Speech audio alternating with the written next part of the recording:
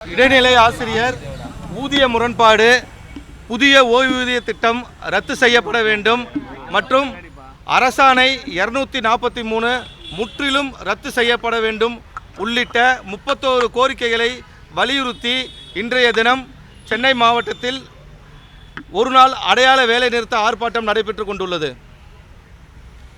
இந்த இடைநிலை ஆசிரியர் ஊதிய முரண்பாடு என்பது சுமார் 10 ஆண்டுகளாக களையப்படாமல் இன்றளவு நீடித்து வருகிறது. சென்ற அரசு ஆண்டபோது இதே நமது தமிழக முதல்வர் அவர்கள்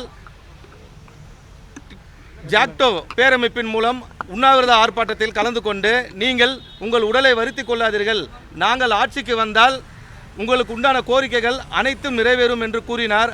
ஆனால் இதுநாள் வரை இடைநிலை ஆசிரியர் ஊதிய முரண்பாடு தீர்ந்த பாடில்லை. அடுத்தபடியாக 7ஆம் மாதம் 2023ஆம் ஆண்டு நமது மதிப்புமிகு நிதி அமைச்சர் அவர்கள் புதிய ஓய்வூதிய திட்டம் ரத்து சார்ந்து கேட்டபோது மத்திய அரசு சோம்நாத் கமிட்டி அமைத்துள்ளது. ஆந்திர அரசு மினிமம் கேரண்டி பென்ஷன் அறிவித்துள்ளது. இதை அனைத்தையும் தமிழக அரசு கூர்ந்து கவனித்து கொண்டுள்ளோம், விரைவில் நல்ல அறிவிப்பு வரும் என்று கூறினார். ஆனால் 1 வருடங்கள் கடந்தும் சோம்நாத் கமிட்டி அறிக்கையின் பேரில் தற்போது மத்திய அரசு UPS ஒருங்கிணைந்த ஓய்வூதிய திட்டம் அறிவித்துள்ள நிலையில் இதுநாள் வரை தமிழக அரசு மௌனம் சாதிப்பதை ஆசிரியர் அமைப்புகள் விரும்பவில்லை. அடுத்தபடியாக இத்தனை பிரச்சனைகள், இத்தனை கோரிக்கைகள் இருக்கும் பட்சத்தில் யாருமே கேட்டிராத, யாரையுமே கூப்பிட்டு கலந்தாலோசனை நடத்தாமல் முற்றிலும் தொடக்க கல்வித்துறையில் பணியாற்றும் பெண் ஆசிரியர்களின் பதவி உயர்வை பாதிக்கக்கூடிய அரசாணை 243ஐ இந்த அரசு அமுல்படுத்தியுள்ளது. அதனை அறவே ரத்து செய்ய வேண்டும் என்று இந்த டிட்டோஜாக் பேரமைப்பு கேட்டுக்கொள்கின்றது. சார், இப்போ இந்த மத்திய அரசு அமல்படுத்தியுள்ள இந்த ஒருங்கிணைந்த ஓய்வூதிய திட்டம் உங்களுக்கு அமல்படுத்தினா ஓகேவா? அது ஏற்றுக்கிறீங்களா?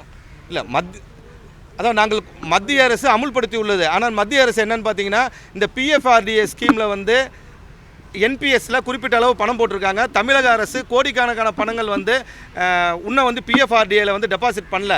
அதனால் கண்டிப்பாக UPS ஏற்றுக்கொள்ளப்படாத திட்டம் தான். எங்களுக்கு தேவை பழைய ஓய்வூதிய திட்டம் தான். UPS என்பது தமிழகத்தில் உள்ள ஆசிரியர், அரசு ஊழியர் எவரும் ஏற்றுக்கொள்ள மாட்டார்கள்.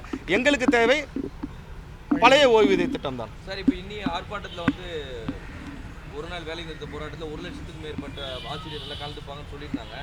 ஆர்ப்பாட்டத்துக்கு 11 பேர் தான் இருக்கீங்க. என்ன உங்களுக்கு ஏதாவது திருட்டன் இருக்கா? மெமோ என்ன கொடுத்தாங்களா கலந்து கூடாதுன்னு? இந்த ஆர்ப்பாட்டமானது சென்னை மட்டுமல்லாது மாநிலம் முழுவதும் நடைபெறுகின்றது. காலை முதல் உங்களுக்கு உண்டான நியூஸ் பார்த்தீங்கன்னா எல்லா மாவட்டங்களிலும் நடைபெற்றுக்கணும். ஆனால் சென்னை மாவட்டத்தை பொறுத்த மட்டும் தற்போது அனைத்து சங்கங்களின் பொறுப்பாளர்கள் மட்டும் கலந்து கொண்டுள்ளனர்.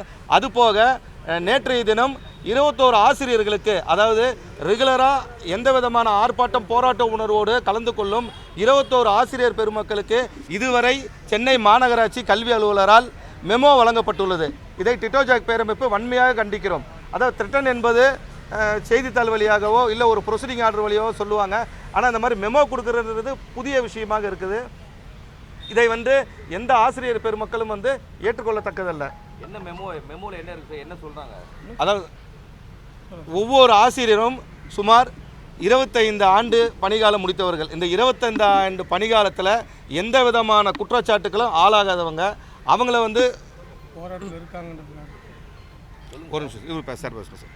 அதாவது அந்த ஆசிரியர்கள் சென்னை பள்ளி ஆசிரியர்கள் பொதுவாக பல்வேறு அமைப்புகளுடைய பொறுப்பாளர்கள்.